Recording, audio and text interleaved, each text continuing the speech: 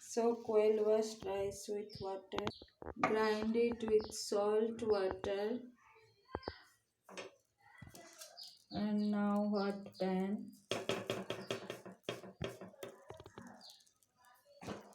And give batter. Make a nice batter and give batter in it.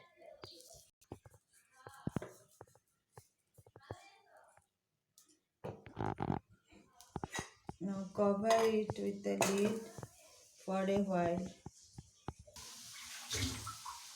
and give some water in it and cook it 4 to 5 minutes. Cook it in low flame. Now open the lid and eat with coconut chutney or any other chutney. Thank you.